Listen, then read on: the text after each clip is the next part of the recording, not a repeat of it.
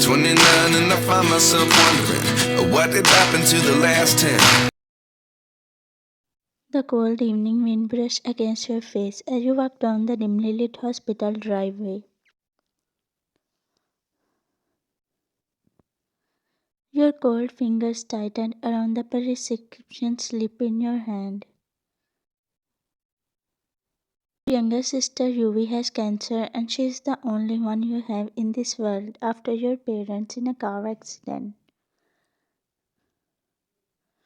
Your pace quickened as the hospital pharmacy was about to close and you couldn't wait until the next morning.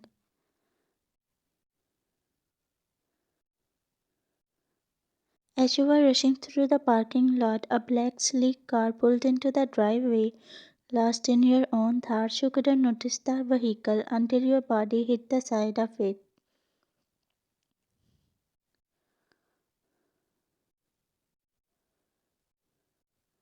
You stumbled backward and fell onto the pavement. You winced through your right elbow and knee. The man in the car rolled down the window. Man, what that sound was, he asked his driver, who gulped. Driver, boss, he stuttered.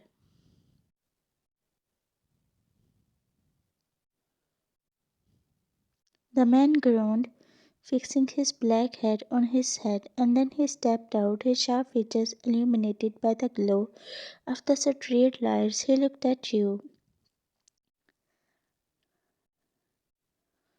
You were sitting on the road blowing at your wounds. He walked towards you. Man, are you okay? He asked as he bent down beside you. You lifted your head up, the few strands of your long silky hair falling on your face. The man gasped.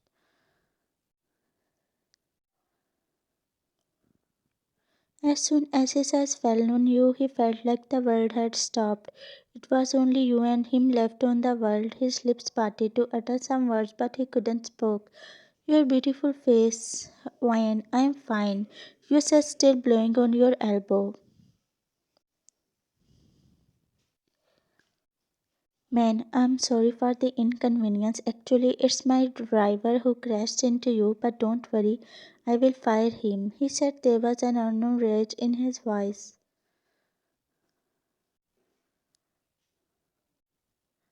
You frowned, looking up at him. Wyan, no, no, please, you don't need to fire him from his job. It's just a minor injury, you said, giving him a reassuring smile. His heart skipped a beat when you smiled at him.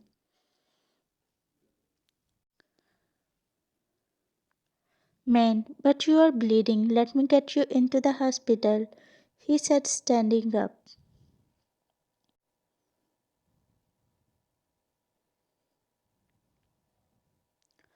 But you didn't took his offer as you slowly put some weight on your injured leg and stood up from the floor. The man backed away. Wyan, I said I am fine, mister. You don't need to get worried about me. You said in a stern voice and brushing off the dust from your pant pocket, you rushed to the pharmacy store. As you disappeared in the dark, the man fetched his mobile phone from his black pant pocket and dialed someone's number. Man, Health Hospital, block number 12, street number 7. I need the record of all the parents, including their families, he said in his deep voice. The man said yes, boss, from the other side, and the call was cut. On the other hand, as you reached the pharmacy store, it was closed.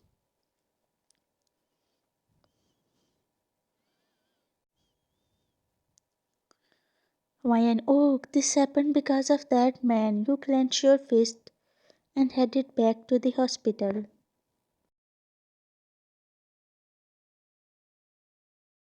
In hospital room, you drop your phone on the side table of the bed, resting the back of your palm on your knees. A few tears dropped on your cheeks as you recall the conversation you had with Mr. Zack.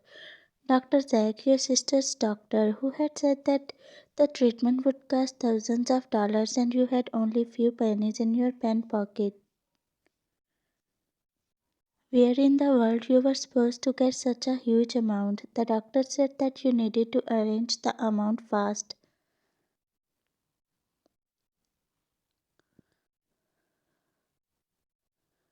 A sob left your throat as it was too much to handle. You couldn't lose your sister. She is your whole world and you cannot imagine your life without her. When you looked up to see your sister standing in front of you,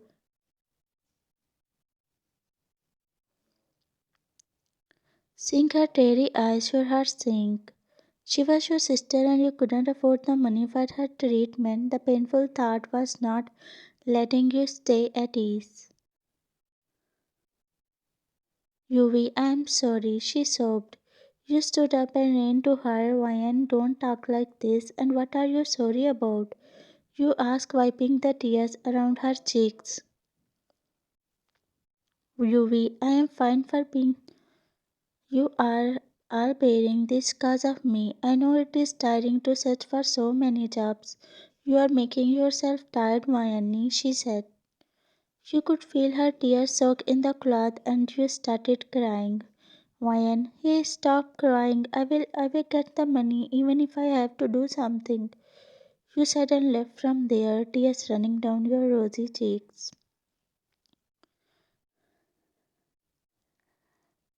In Jeon's company, Jungkook was sitting on the black revolving chair, his large hands tapping on the wooden desk.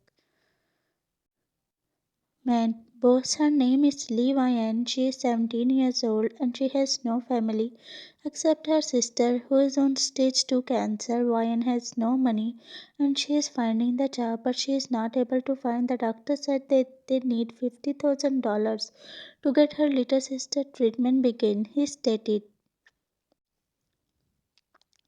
Jungkook stood up from his chair and buttoning up his black coat, he let out a sigh. Jungkook, my princess needs money, he said, and a sudden spark came in his eyes. Back to Mayan, you were sitting on the wooden crack bench across the roadside when your mobile phone rang.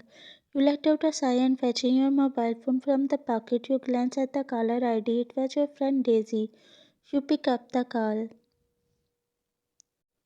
Ryan, hey Daisy, you said in a low, broken voice. Daisy, couldn't you find the job again, right? She asked, concern was showing in her voice.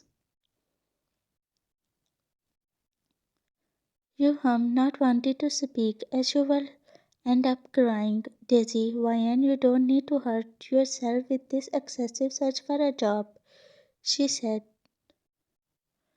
Although you knew that she was concerned about you, but you got annoyed because she would actually think that there is something called excessive search for a job when you needed it as much as you could. Ryan, hey Daisy, I don't feel like talking anymore. I am so anxious. You said, tear escaping your eyes. Daisy, don't get anxious. I am sure you will find it sooner, she said.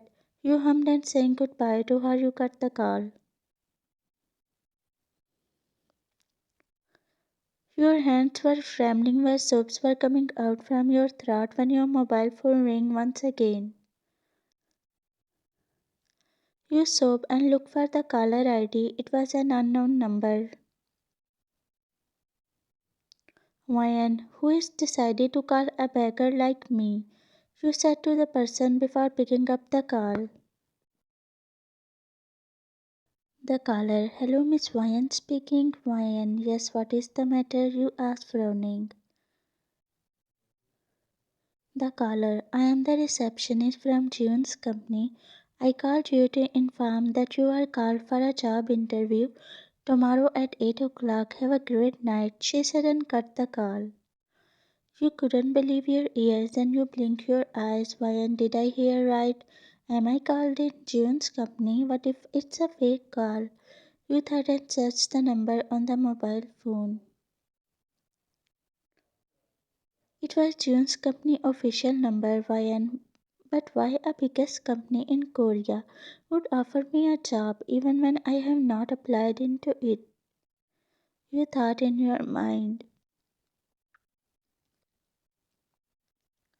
Ryan, shall I call on this number again? No, no, no. What if they get annoyed by my behavior and refuse to give me a job?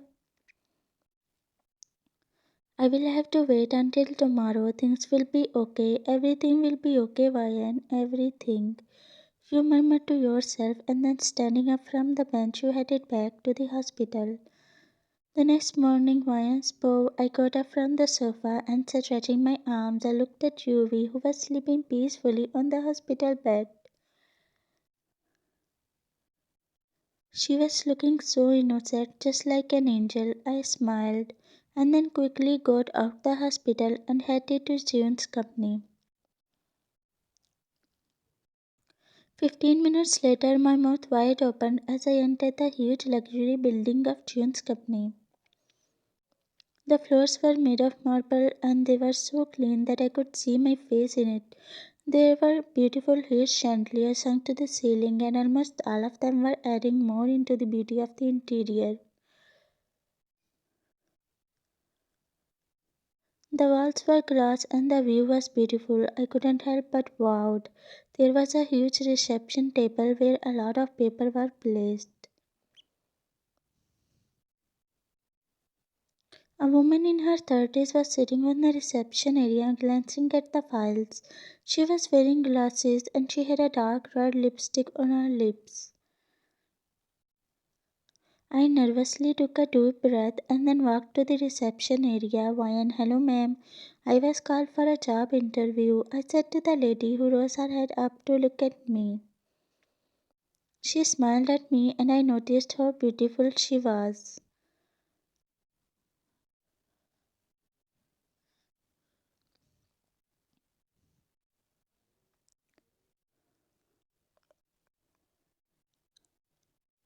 When I noticed the stares of some random people.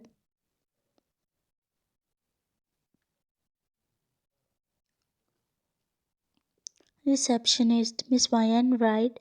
She asked, and I nodded my head excitedly. Thankfully, she remembered me. Receptionist, welcome here, ma'am. So, you are going to be Mr. Jungkook's personal assistant. You have to know that it's a very big deal for to be his personal assistant. You will have to be with Mr. Jungkook every time, and when you will around him most of the time, you will also hear some secrets, the things no one else is supposed to know about. She said, her hand intertwining while she looked into my eyes. Is Mr. Jungkook mafia or what? Isn't he a CEO of Jeon's company? Then why she is presenting him like a mafia in front of me? Receptionist.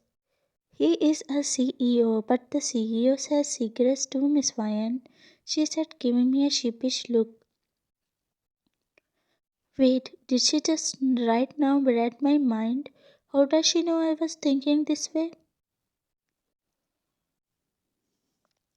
Receptionist, Miss Ryan, his cabin is upstairs. You are already 10 minutes late, and Mr. Jungkook doesn't like latecomers, she said, making me flinch. Ryan, oh, I'm sorry, I could go no, I said and rushed to the upstairs. When I reached there, I frowned cause there was only one cabin on the upper floor, and that looked so bigger. Though the doors were of glass, but they were covered with curtains, so I couldn't see inside.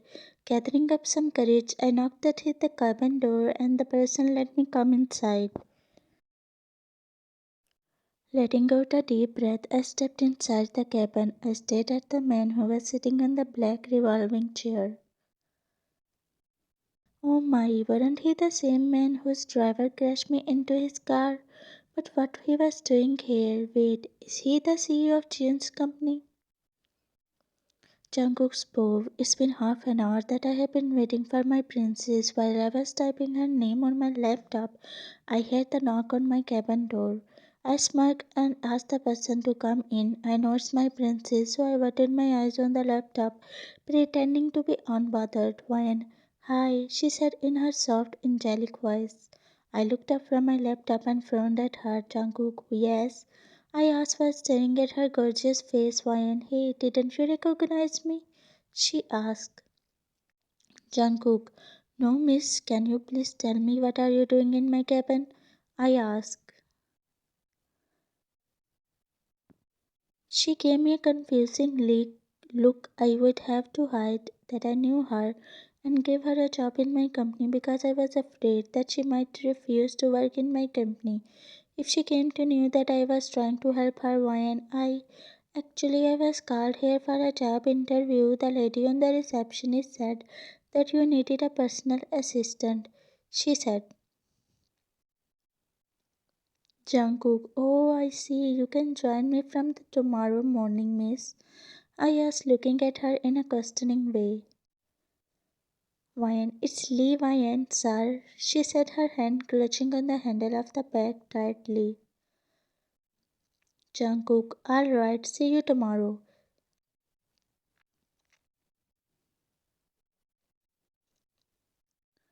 I wanted to capture the picture of her innocent face. Wyan, thank you so much. I can't tell how much happy I am, she said, standing up from the chair, tears of joy falling on her red cheeks.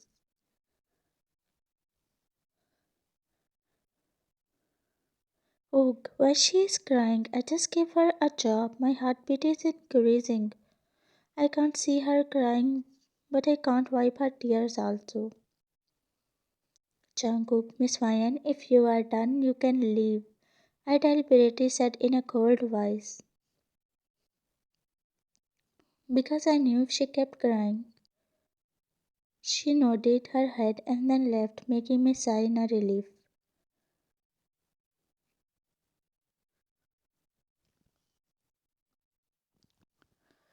The next morning, it's been half an hour that I have been waiting for my princess, but she didn't show up. How she can do that to my poor heart? Here I couldn't sleep the whole night as her beautiful face, and there my princess still having her beauty sleep. Bravo!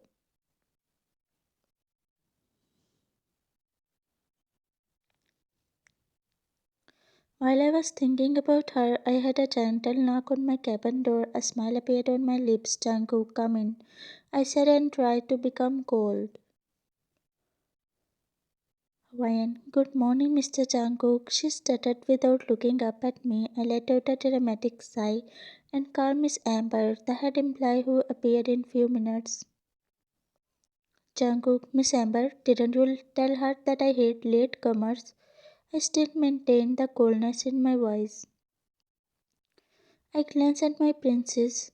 Miss Amber, no, no, Mr. Jungkook, I had told her. She said, looking downcast. Jungkook, then why Miss Ryan is late? I asked. Ryan stepped forward and looked at me. Ryan, my sister is hospitalized. She is on stage 2 cancer. I got late because I had to get her medicine. There is no big deal if I reach the office half an hour late. She literally said, what? Like from last 10 minutes, she was on a silent mode, and then what happened to her all of a sudden? I was speechless. Miss Amber, hey, what's wrong with your tone? She whispered near her ear, but it was audible enough to be heard by me. I hate the fact when Miss Amber tried to teach her that she would have to behave nicely to me because I am her boss. Ryan has right to behave with me the way she wants. In fact, everyone should have a right.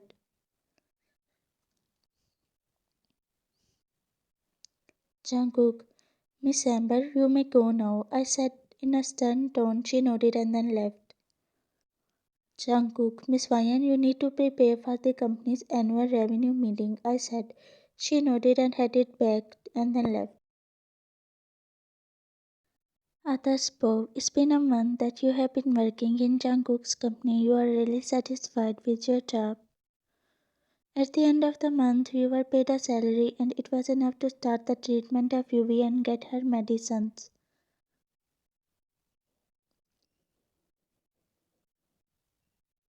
He was your boss. But still, he cared for you. He also helped you getting your sister admitted in the best hospital of the town, and you were grateful for this. Right now, you were standing in his cabin staring at him as Jungkook was checking the files to find some errors when the door opened. You heard tilted to see a young female stepping inside. She was wearing a dark red gown. She had long straight hair that was brushed neatly. You tried to figure out who she was, but no one came in your mind. She gave you a sharp eye before sitting on the wooden table where Jungkook was using his laptop. Girl, I want to have a word with you, she said.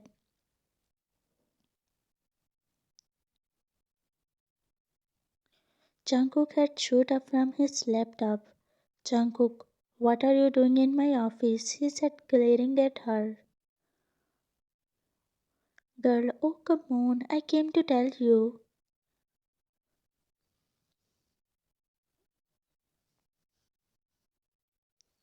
Jungkook, look at the. You don't need to disturb me, he said. Hawaiian in mind. The lady is so greasy. Oh, I should give her some space. You thought to yourself.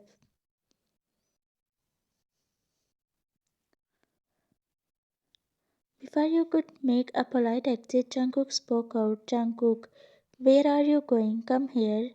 He directed you to stand beside his chair, which you immediately complied to. The girl glared at you. Girl, why you are asking her to stay here?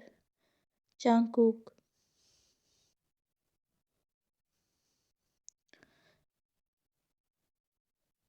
Your eyes widened in a shock as you frowned at Jungkook.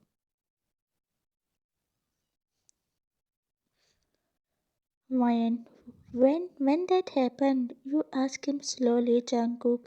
He, let me handle her first, he said, placing his hand.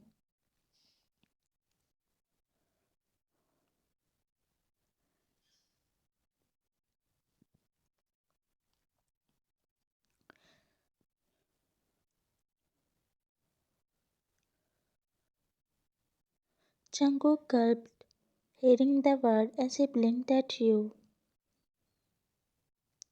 Jungkook, stay alright, don't compel me to send you off to the jail once again, he said.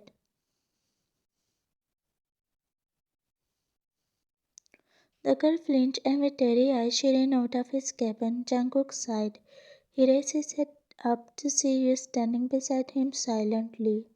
Jungkook, I am sorry, Miss Ryan, he said, standing up from his chair as he stared at your face. Ryan, no, no, Mr. Jung. You couldn't complete the sentence as your mobile phone rang. You fetched it out from the bag and glanced at the caller ID. It was from the hospital where Yui was admitted. Ryan, I have to pick up this call, you said to Jungkook, who nodded his head. You quickly picked up the call. Ryan, hello, Mr. Zack. Doctor, Miss Ryan, your sister condition is critical. Come to the hospital as soon as possible. Hearing those words, the mobile phone fell down from your hand while tears began to roll down your eyes. Jungkook, what happened? He asked. Ryan, you cried loudly, rushing out the cabin while Jungkook following you behind. As you reached the hospital, you ran to her room, but she was already sent to an ICU. One of the doctors approached you. Dr. Miss Ryan, arrange the amount. We need to start the treatment right now, he said and ran to an ICU room. Ryan, oh my, from where I will arrange such a big amount?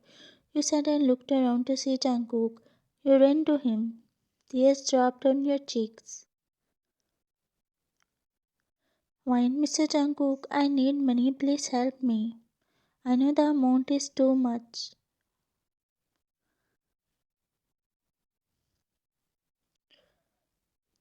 Mr. Jungkook, please. You were sobbing heavily while your hands were trembling. Jungkook, what are you doing, Miss Ryan? He said, helping you to stand up. Jungkook, your sister's treatment has been started, and please stop crying. Hmm? He asked, his hand resting on your shoulder. Why, but I won't be able to pay you such a heavy amount, you said between the sobbings. Jungkook knew that you won't let him help you like that.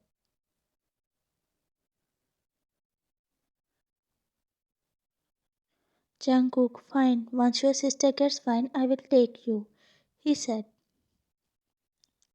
After 1 month, your sister had been cured and you were in Jungkook's house. Right now, you were laying on the bed.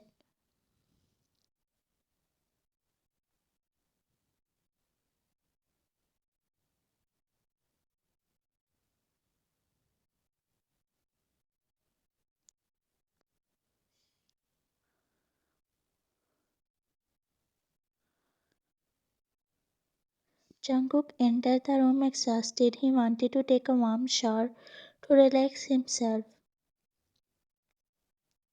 He looked at you and smiled. Your cheeks flushed as you watched him.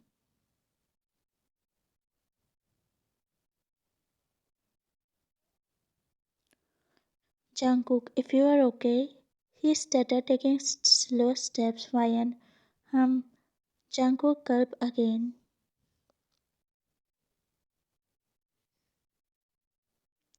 It is said Ryan was admitted to the hospital.